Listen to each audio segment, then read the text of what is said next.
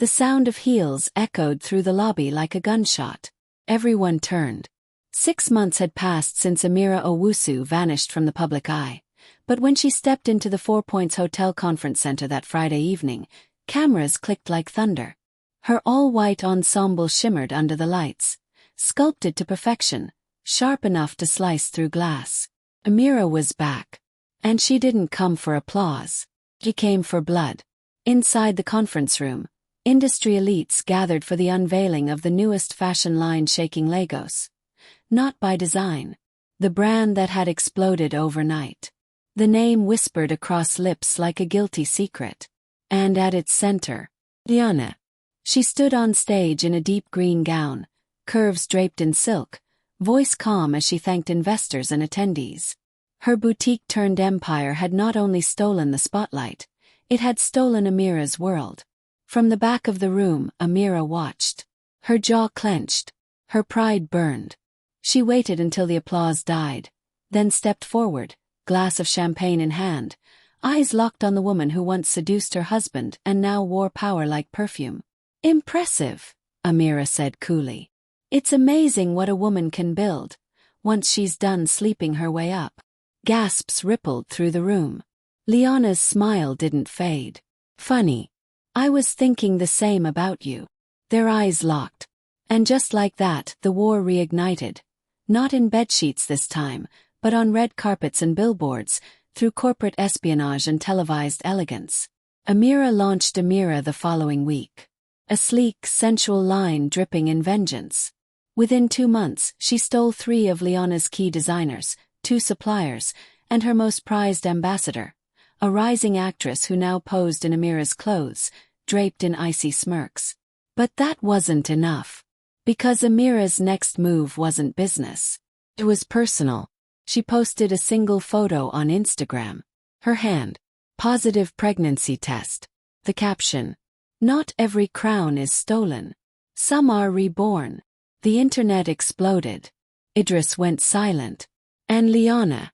She stared at the screen, heart thundering, lips parted. Was it real? Had Amira just pulled the oldest, deadliest card from the deck? Or worse, was it true? Liana slammed the phone face down on the glass table. Her boutique was silent, staff gone for the day, mannequins standing like frozen judges in couture. But her heart was loud. Loud and terrified. Pregnant. The word rang in her head like a bell with no echo. Amira's post had already gone viral. Blogs screamed headlines. "The Queen strikes back. Idris to be a father again. Mistress or mother, who really wins?" And Idris. He hadn't called. He hadn't messaged. Not even a denial. Just silence. Liana paced, barefoot, her silk wrap slipping from her shoulder. Her mind twisted with rage and confusion. It wasn't the child. It wasn't even Amira. It was the timing. The manipulation. The possibility. Because Idris had gone silent 3 weeks ago. Pulled back. Skipped their weekend trip. Said he needed space to untangle things. Was this why? Had he run back to the Queen's cold sheets the moment things got real? Her phone finally rang. Idris calling. She stared at the screen. Let it ring once. 5 times. Then picked it up. "You have 5 seconds, she said, voice sharp. "I don't know if it's mine," he said immediately. Her chest tightened. "She posted it without telling me. I found out like everyone else." "And did you sleep with her?" Liana asked. Silence. She swallowed. "Idris." "Yes," he breathed.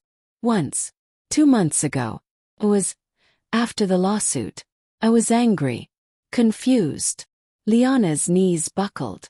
She sat. "So you gave her what she needed to destroy me?" "No," he said quickly. "She used it. We weren't together. We haven't been since. But I had to tell you the truth." She said nothing. Because what do you say when your worst fear walks in wearing heels and holding a pregnancy test? Across town, Amira sat in her penthouse spa suite, a smirk playing on her lips. She held the positive test like a trophy, even if it wasn't real, because she knew how to fake everything. Tears, softness, loyalty. even motherhood. The pregnancy was a distraction.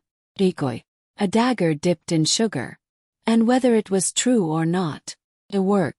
She had shaken them. And now, she would slice through whatever love they thought they had built, until all that remained was ashes. The next morning, Liana didn't cry. She didn't scream. She didn't throw anything. Instead, she wrapped her hair, powdered her face, and stepped into her highest nude heels.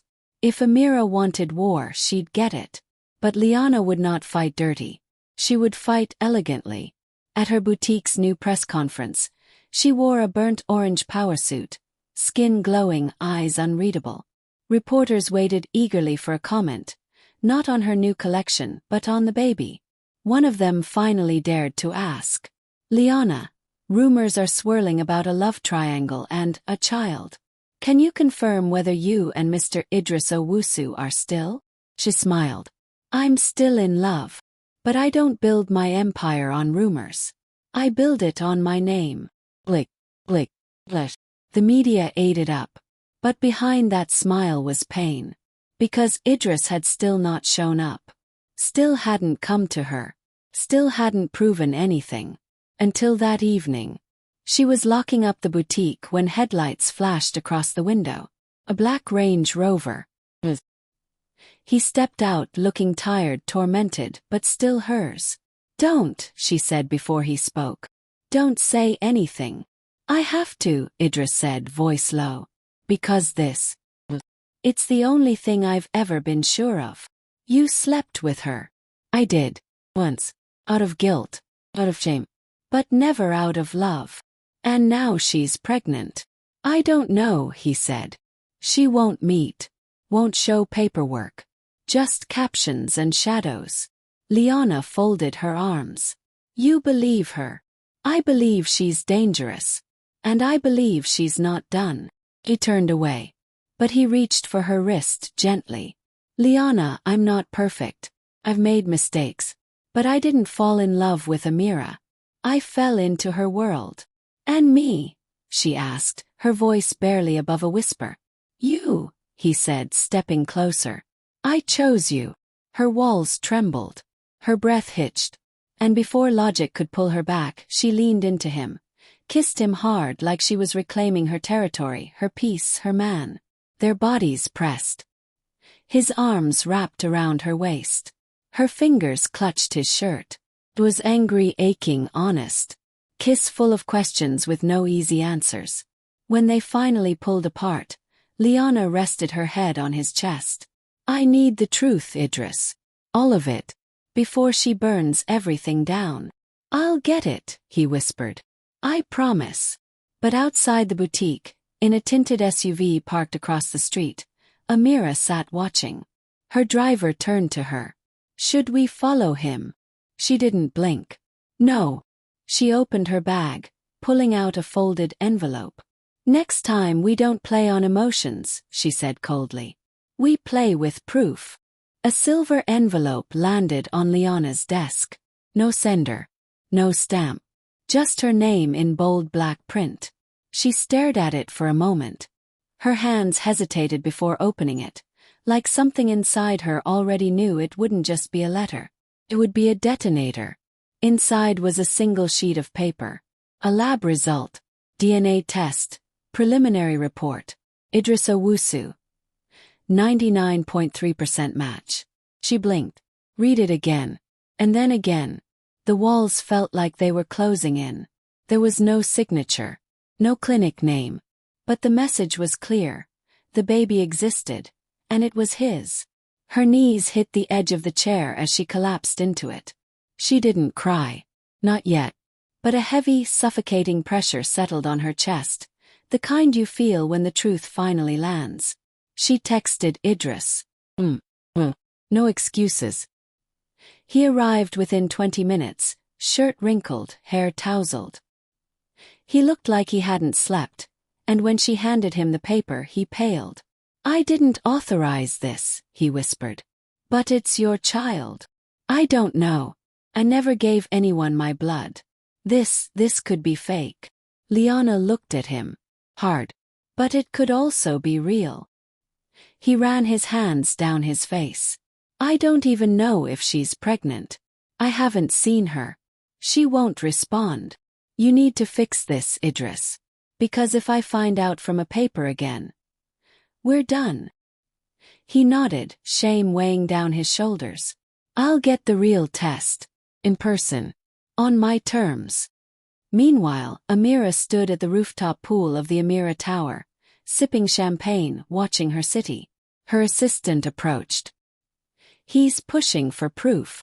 She smiled without turning. Let him. Are you really?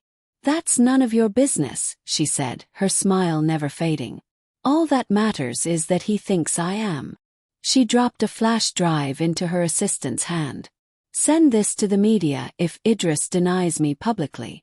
Make it look like a betrayal. Like she's the other woman. And I'm the abandoned wife with a child. The assistant's hands trembled. Ma'am, this could ruin both of them. Amira turned. Is cold. Exactly. Later that night, Idris found her at a private clinic in Ikoyi.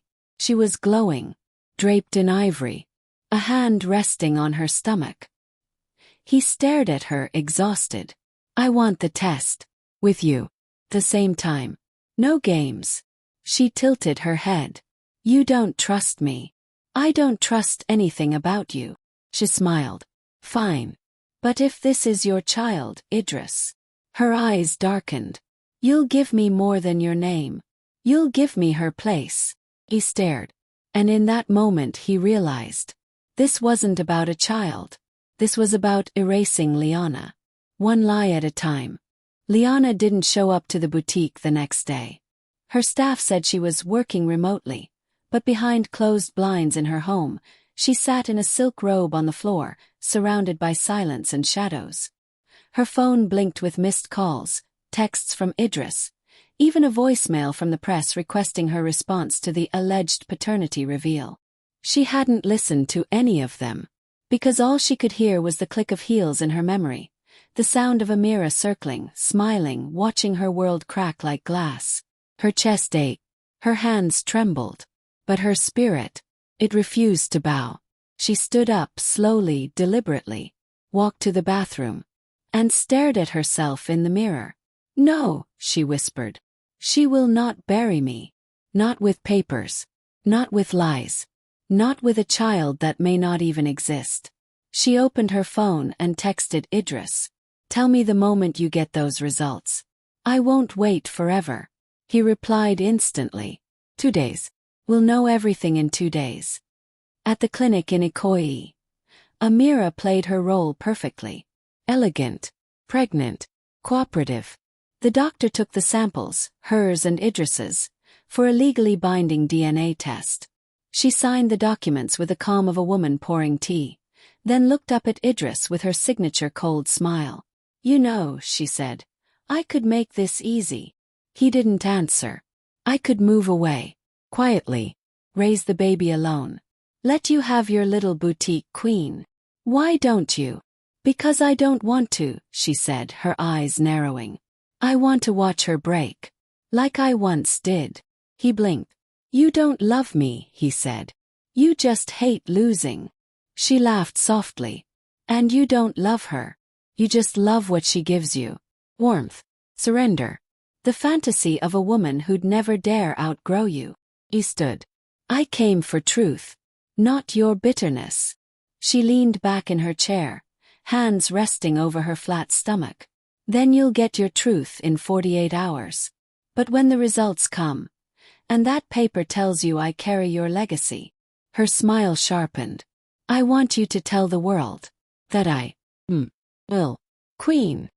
Back in Ikeja, Liana reopened the boutique. No press. No drama. Just a quiet storm behind her eyes. She spent the day reorganizing racks, sketching new designs, and reviewing numbers, as if it could silence her mind. But by nightfall, she sat in her back office, lights low, clutching a velvet pouch. Inside it, the gold key Idris once gave her. The key she had returned. The one she'd kept anyway. And for the first time in weeks she wept. Not from weakness, but from the weight of still loving a man trapped between two empires. One built on lies. The other still finding its truth. The sky over Lagos was gray. The kind of gray that foreshadowed storms, not just in weather but in fate. Idris sat in his car outside the clinic, palms sweating, chest tight. The results were ready. A sealed envelope rested on the seat beside him, heavier than any briefcase he'd ever carried. This wasn't business. This was legacy. This was everything. He opened the envelope slowly. One page. One answer. His eyes scanned the words. Paternity, negative. His heart stuttered, then galloped. He wasn't the father. His breath rushed out of him like a man surfacing from deep water. He laughed, a bitter, shocked, relieved laugh. Amira had lied, manipulated, played God with his heart and Liana's. And now the game was over. Liana was closing the boutique when he arrived. No text, no call. Just headlights and his silhouette through the glass. She opened the door slowly, unsure. Please, he said, stepping inside. I need 5 minutes. Her eyes searched his face. You already took months. He held up the page. It's fake, he said.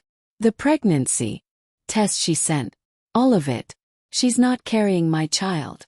She never was. Liana stared at him. Frozen. Processing. Then her body sagged. She leaned against the door, arms folding, tears stinging her eyes. Why would she do that? Because she knew what she lost, he whispered, moving closer. And she thought she could scare you away before I ever chose you out loud. And would you have? She asked, voice shaking. If the test came back positive, would you have stayed with her? He didn't answer right away. He didn't have to. That pause, that fraction of silence, told her everything. I would have done what's right, he said quietly. But that doesn't mean it would have been love. She nodded, slowly. And then she walked past him to the front counter, opened a drawer, and placed the gold key back in his hand. I don't want to be your escape, Idris. I want to be your choice. You are, he said, voice raw. You always were. She looked at him. Then show me. Across the city, Amira sat alone in her penthouse suite, watching her assistant pack the last box of files. Her brand had been hit. Investors pulled out, clients demanded clarity, blogs exposed the fake test after an anonymous leak. She had lost, not just the man, but the fear she once ruled with. She stared at the city skyline, clutching a glass of wine, and whispered, You may have taken the throne, Liana. But this war isn't over. 3 weeks passed. Liana's boutique was booming. Her new campaign, Soft Power, had broken records across the mainland. Her face graced magazines not as the other woman, but as a woman who built her name after scandal. Idris stood beside her in public now. Unapologetic, unhidden. They were the new empire. Love, resilience, elegance. But not everyone celebrated. Amira's brand Amira was bleeding. 3 major ambassadors had dropped her. Her international investors had withdrawn after the fake DNA scandal leaked. And worst of all, she was forgotten. No longer the most feared woman in Lagos. Now just a cautionary tale. So she did what she'd always done best. She struck back, not with knives but with documents. One Wednesday morning, as Liana prepared to step onto a breakfast show, her assistant rushed in pale. Ma, you need to see this. A brown envelope. No stamp. No logo. Inside. Court summons. Claim. Corporate espionage, trademark theft, and emotional defamation. Plaintiff. Amira Owusu. Liana's hands trembled. The papers accused her of stealing former Owusu Empire client lists, of seducing Idris while still married to gain access to private holdings, of damaging Amira's brand by leveraging personal intimacy as business currency. I don't understand, Liana whispered. This is vicious. Idris arrived moments later, already holding the same document. She's suing us, he said. Separately. She wants to gut us from the inside. She wants to kill what we built. She wants to destroy you, Idris said. Me. She already lost. But you're her final obsession. Liana sat down. The cameras outside were still waiting for her. But this wasn't PR. This wasn't image. This was war. That night, she stared out the window of Idris's home, no longer his wife's estate, but still haunted by her shadow. I don't want to spend my life looking over my shoulder, Liana said quietly. Then don't, he whispered. Stand beside me and we'll face her head-on. And if I lose?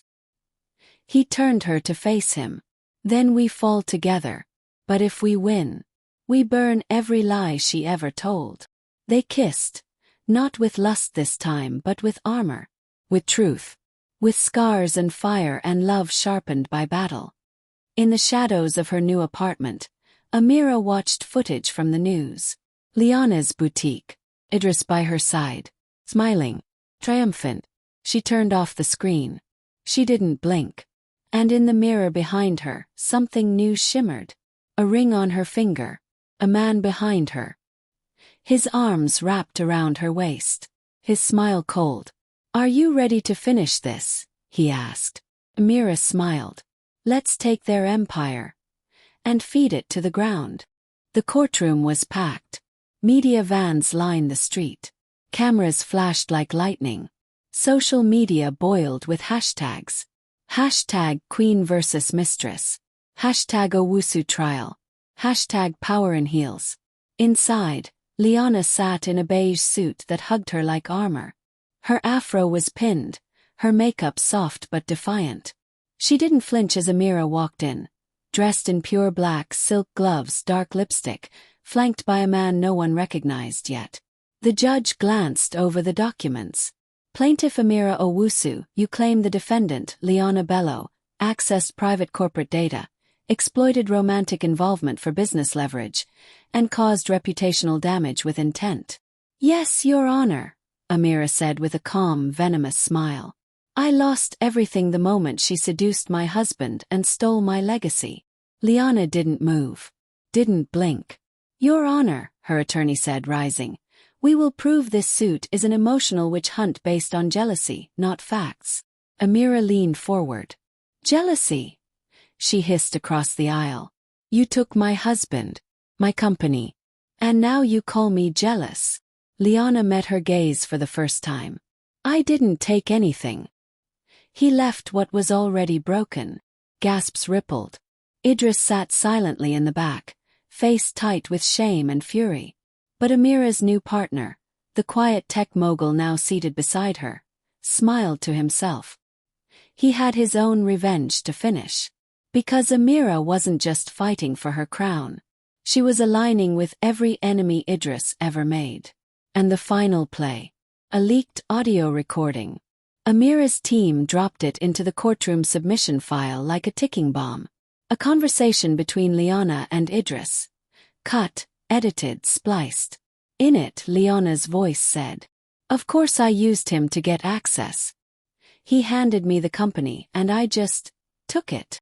Out of context. Maliciously edited. But deadly. Liana's stomach dropped. The courtroom gasped. The judge called a recess.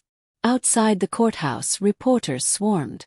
Liana stumbled into the corridor, eyes burning. It's fake, she whispered. It's cut. Idris grabbed her hand. We'll prove it. Have the full audio. I have the original. She won't win. But the damage is already done, Liana whispered, voice cracking. They think I'm a fraud.